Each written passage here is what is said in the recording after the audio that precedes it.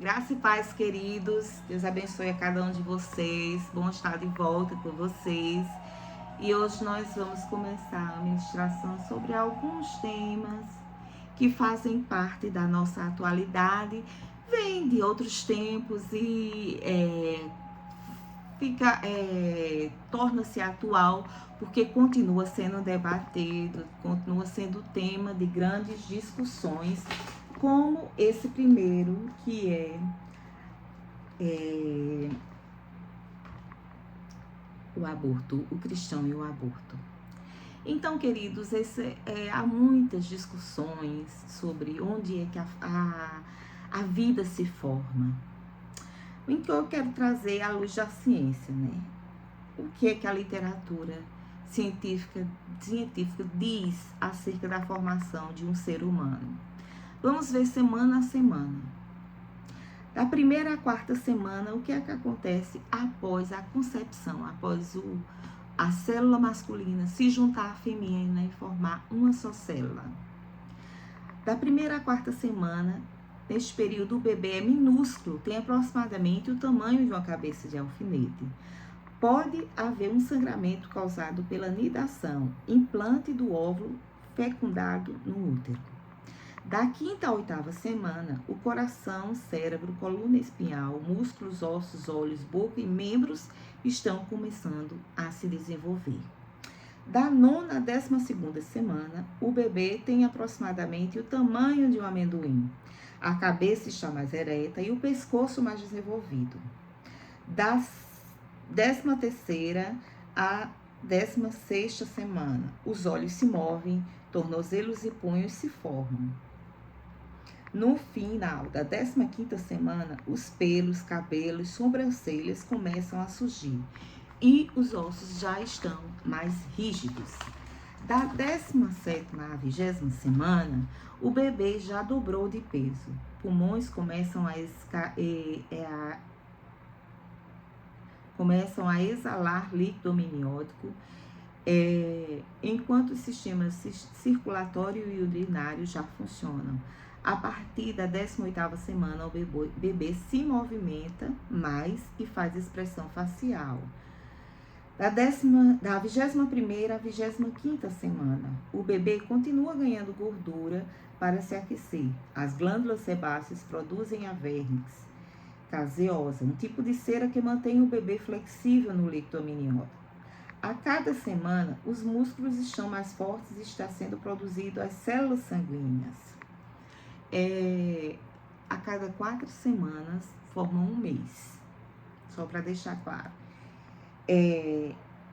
Da 16ª semana à 30ª semana, no início do terceiro trimestre, né, os últimos 3 meses da gravidez. E a gravidez, a gente fala muito que vai até a 40ª semana, mas ela pode ir até a 42ª semana numa gestação normal. Então, nesse período da 26ª à 30ª semana, a audição do bebê está completamente desenvolvida, suas ondas cerebrais já funcionam como a de um recém-nascido, ele já pode sonhar, as mãos estão ativas, ele poderá mudar bastante de posição. Da 31ª à 34ª semana, o bebê distingue sons. Na 32ª semana, o bebê mede 18 centímetros e pesa por volta de 1,7 kg. Ele já consegue abrir os olhos e a partir da 13ª semana, o bebê irá ganhar mais da metade do peso que terá ao nascer. Da 35ª semana à 40ª semana, o pulmão, no último mês da gestação, terá finalizado seu desenvolvimento e o bebê já terá mais gordura sobre a pele para se aquecer quando deixar o útero. Na 36ª semana, o bebê pode se movimentar para a parte mais baixa do abdômen da mãe, por estar se preparando para o nascimento. O cérebro está se desenvolvendo rapidamente, recebe anticorpos da mãe para proteger contra doenças, braços, pernas e músculos estão fortes e unhas já estão no lugar. E do ponto de vista dos cientistas, o que é que os cientistas falavam e falam? Dr. Watson Bowles, não sei, da Escola de Medicina de Colorado, Estados Unidos, dizia: o princípio da vida é a concepção. Esse simples fato biológico não deveria ser distorcido a propósitos sociológicos, políticos ou econômicos. Dr. Alfred Bongiovanni, da Escola de Medicina da Pensilvânia, Estados Unidos também. Os textos médicos padrão há muito ensinam que a vida começa na concepção. E eu não afirmaria que aqueles primeiros estágios representam um ser humano incompleto, como também não afirmaria que uma criança antes dos fortes efeitos da puberdade não é um ser humano. Trata-se de vida humana em cada um dos estágios. Dr. McCarthy Demery, clínico e professor de Direito da Universidade de Tennessee, declarou: o momento exato do início do ser pessoa e do corpo humano é o momento da concepção. Dr. Jerome Lejeune, geneticista, professor de genética fundamental na Universidade de Descartes, em Paris, declarou: cada indivíduo tem um começo bastante singular, o momento da sua concepção. A escritora do livro Embriologia Clínica, a escritora Kate L. Moore, ela diz em seu livro: o desenvolvimento humano inicia-se na fecundação, quando o espermatozoide se une ao ovócito para formar uma única célula, o zigoto. E esta célula ela é altamente especializada e potente e marca o início de nós como um indivíduo único. Então, se você olha no Google hoje, você não vai achar tão fácil assim que o início da vida é na concepção. Porque como o mundo está tão caído e quer tanto distorcer o que a ciência, principalmente o que Deus criou, você vai ver muitas vezes no Google que a Bíblia começa depois da 16ª semana, 12ª semana, não antes. Porque o mundo hoje ele quer distorcer todo o certo para que o errado que ele quer impor seja colocado como certo e o certo como errado. Mas se nós somos formados por células, então nós devemos entender que duas células se unem para formar outra célula, essa célula vai ser vida. E o que não tem vida não se desenvolve. E o que a gente vê aqui semana a semana é um desenvolvimento. Então, sim, ali tem uma vida em formação. O feto ele não é uma extensão do corpo da mãe. Se a gente pensar bem, a gente pode ver que nas fases da gestação, o feto ele age mais de maneira ativa do que a mãe. Ele é quem determina que o útero está preparado. Ele é quem prepara o útero para receber a sua vida. O bebê não é extensão de mãe, porque muitas mães geram bebês com tipos sanguíneos diferentes. No meu caso, meus filhos têm outro tipo sanguíneo diferente do meu. Então, só nisso aí já seria fato suficiente para dizer que eu estou gerando outra vida. Se não tem o DNA diferente do meu, é outra vida. Eu posso dizer que eu passei por uma experiência bem difícil e triste. Quando eu estava na adolescência, uma amiga minha, ela provocou um aborto nela mesma. E por desespero, do que a sociedade vai pensar, o pai. E ela me chamou quando tinha feito para que eu fosse ajudá-la, que ela estava sangrando muito. Eu corri quando cheguei lá e vi uma imagem que nunca vai sair da minha mente. Era uma hemorragia tremenda, aquela criatura estava branca, na cor de um papel, pálida. E quando eu cheguei no vaso sanitário, tinha um ser deste tamanho mais ou menos, mas com a formação de um fetozinho. E aquilo me doeu tanto. E eu sei que muito mais do que doeu em mim, doeu nela. Porque passou-se o tempo, perdemos o contato. E muito tempo depois eu fui saber que ela tinha casado, tinha filhos e tinha terminado medicina especializado em obstetrícia. Então, ali foi uma resposta para mim. Aquela dor tinha sido tanta que ela escolheu trabalhar na área de colocar crianças no mundo, porque era como se fosse um compromisso pela vida que ela pegou para si depois do que ela passou. Então, queridos, dizer que um aborto não traumatiza uma mulher é muito fácil de colocar, né? Quando não é você o ser ativo naquela situação. Claro, tem pessoas que estão com a vida tão distorcida, tão fora da vontade de Deus, que são realmente capazes de ter aborto um atrás do outro, porque elas estão fora de uma vida tão desregrada que não tem a menor discernimento de ver que é um ser que ela está gerando e que ela está matando. Porque matar é muito forte e ninguém quer levar esse peso nas suas costas. O movimento feminista, ele é um movimento que ele surgiu muitos anos atrás e ele queria, com o intuito de gritar ao mundo pelos direitos da mulher. Mas é um movimento muito pró-aborto. E quando a gente para ler, não em outros livros, nos livros das próprias feministas, a gente vai ver através das falas delas mesmo, que são mulheres que têm dores, são mulheres que têm feridas na sua alma, junto à sua família, e que escolheram trilhar por esse caminho do que serem curadas dessas dores. São mulheres com frustrações tremendas.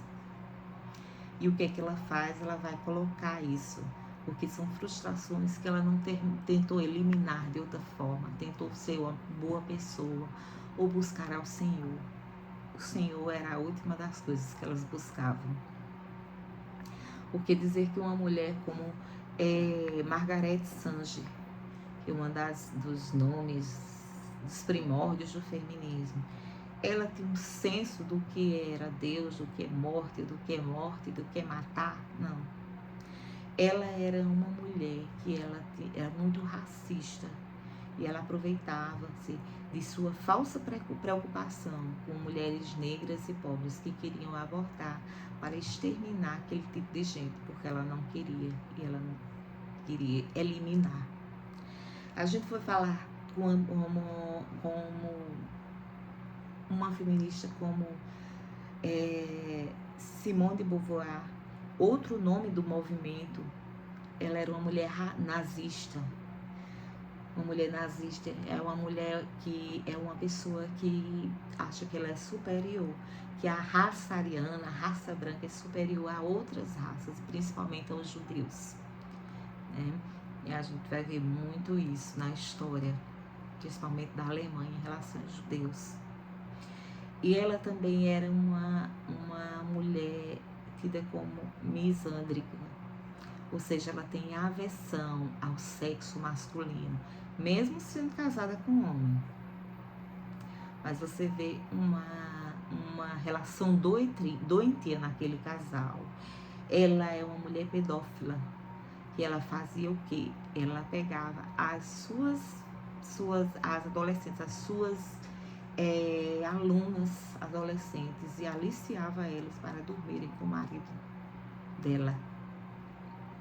Então a gente vai ver e outras tantas mulheres, se você for ler sobre o feminismo, até sobre os livros delas, que é uma coisa doentia, totalmente fora do padrão de Deus, o padrão que Deus criou, o padrão que Deus tem para mim e para você.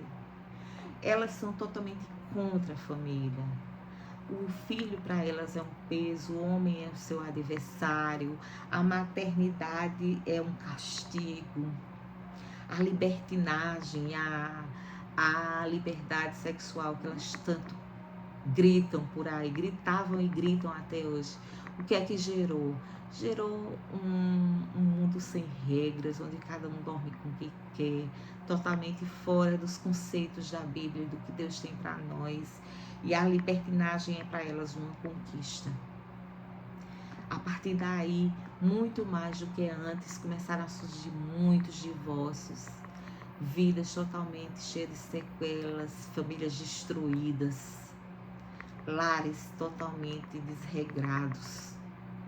Porque esse era o princípio do movimento, e o movimento vem a ser muito pro aborto.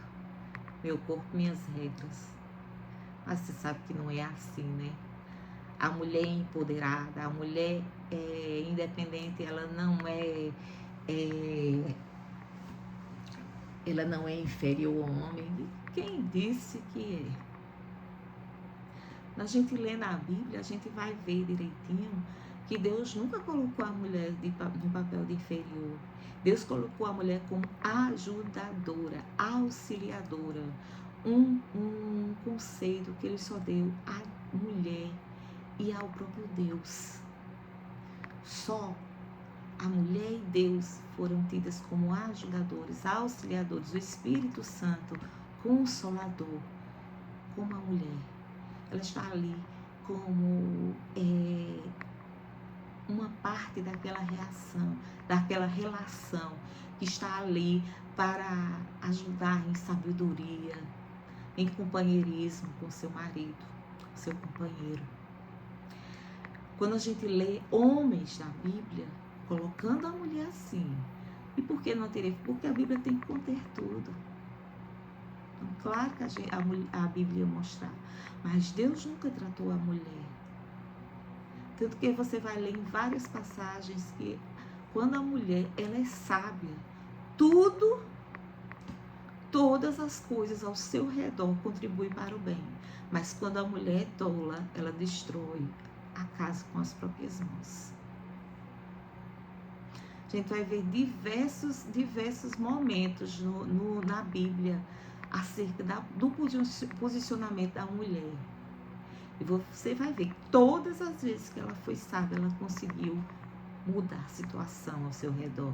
Você vai ver Débora como uma juíza. Não foi Deus que colocou? Então por que Deus colocaria uma mulher e citaria na Bíblia, se Ele não quisesse que a mulher tivesse um grande posicionamento? Mas Ele não criou mulher para ser empoderada no sentido que esse mundo perdido e caído quer colocar. Ele botou a mulher como companheira. Jesus nunca tratou a mulher como inferior. Tanto que muitas mulheres que ajudavam o ministério de Jesus aqui na terra e dos discípulos, dando dinheiro, dando comida, o acompanhando e o ajudando e mantendo o ministério de Jesus. Se a mulher fosse inferior, os homens e Jesus não iam aceitar. Então, cuidado muito com os conceitos que você leva para a palavra de Deus, sem antes ler. É muito fácil falar, mas fala do que sabe. Não fala do que não sabe, não. Quando a gente vem para a Bíblia, a gente vai ver que muitas pessoas já botam, mas a Bíblia não fala em aborto. Não fala, porque é inconcebível você matar outro ser vivo. Então, e muito mais nos mandamentos que Deus dá a Moisés, onde um deles é não matarás, e ali está incluído qualquer tipo de vida. Então, muito mais para as mulheres israelitas, o pensamento de tirar a vida de uma criança em formação era inconcebível. Por quê? Porque a gente vai ler ao longo da Bíblia que as mulheres e os homens queriam perpetuar sua geração. Então, jamais matar um ser em formação não estaria no conceito deles.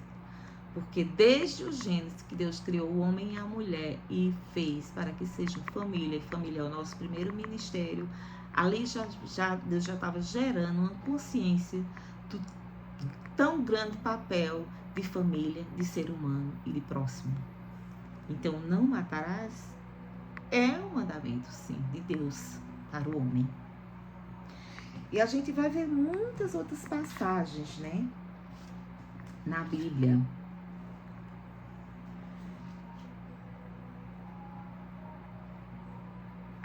Como assim no Salmo, deixa eu ver se eu acho aqui, só para não me deter tanto, vou ler esse salmo para vocês. É o Salmo 139, do versículo 13 ao 6, vai dizer o seguinte: Pois tu formaste o meu interior, tu me teceste no seio de minha mãe. Tu, graças te dou, visto que, por modo assombrosamente maravilhoso, me formaste.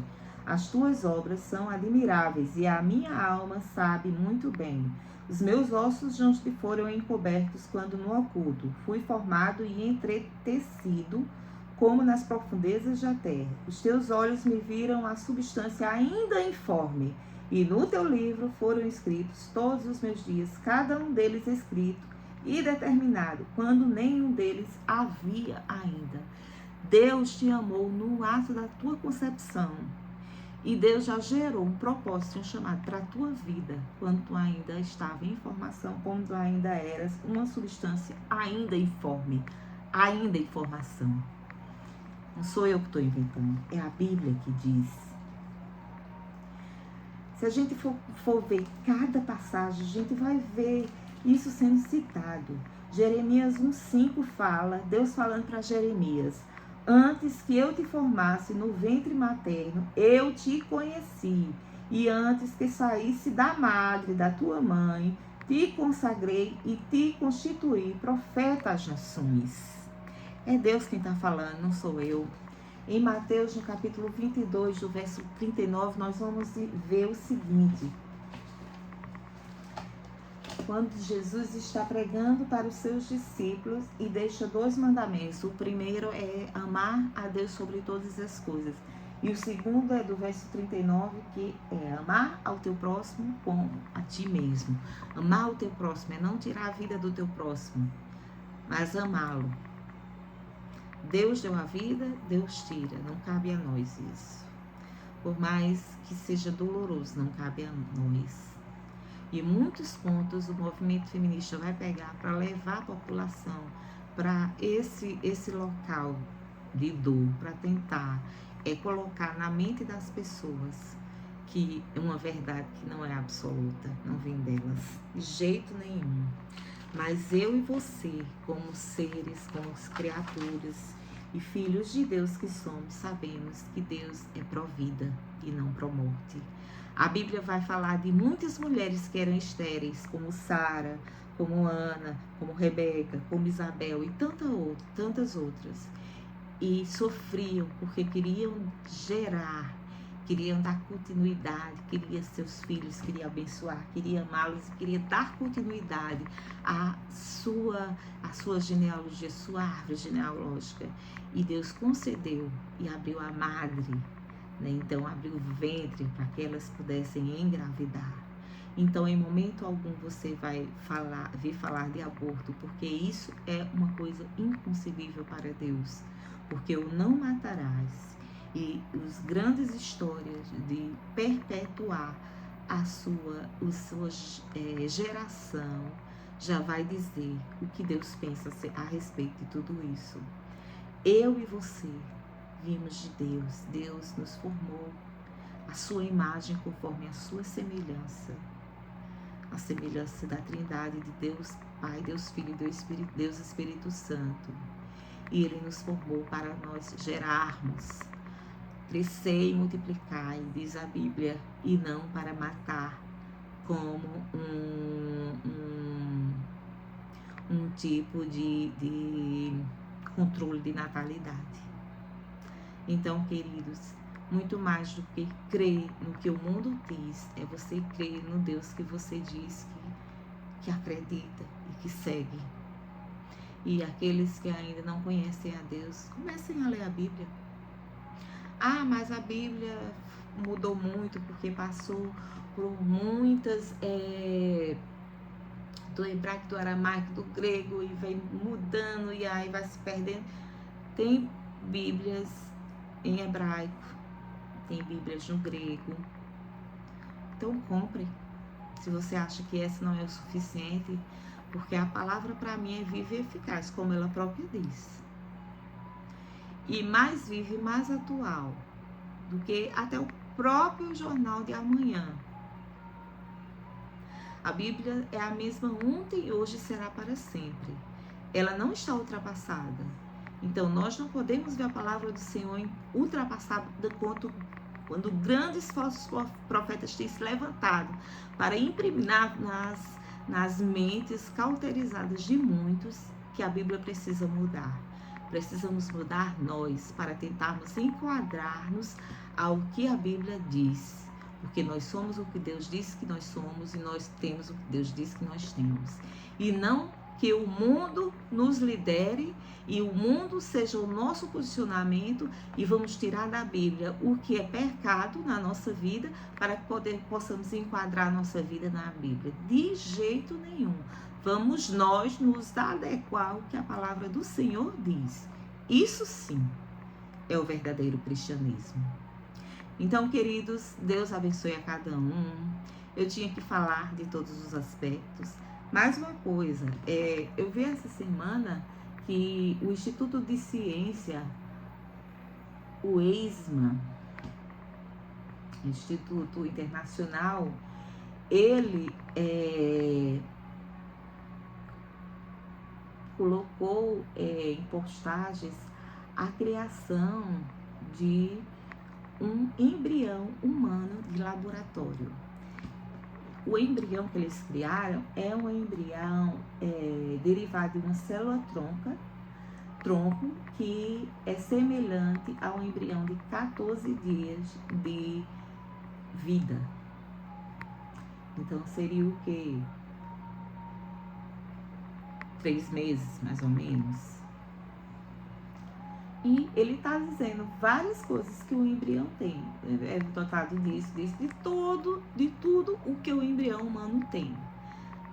Para o que ele criou é vida. Mas para o que Deus fez com que nós gerássemos como mulheres não é vida? Não é muito contraditório? Uma coisa é vida e quando não me favorece não é vida? Vocês precisam ser mais críticos e observar o mundo de uma maneira crítica, não crítica de falar mal, crítica de ver a fundo o que está por trás de cada coisa que está sendo dita no mundo, está sendo pregado como verdade. Comecem a olhar o mundo desta maneira. Nós estamos passando por início de tempos sombrios. Então, cada vez mais nós devemos deixar Deus entrar em nosso coração para que a palavra revelada venha até nós, com o Espírito Santo, para que possamos ver o mundo da maneira que Deus vê e não da maneira que o mundo caído, que o inimigo de nossas almas quer colocar como verdade. Então, queridos, Deus abençoe a cada um de vocês, que Deus possa derramar da sua unção, das bênçãos sobre cada um de vocês. E até a próxima semana, com um outro assunto para debatermos. Deus fique com todos vocês. Um abraço. Tchau, tchau.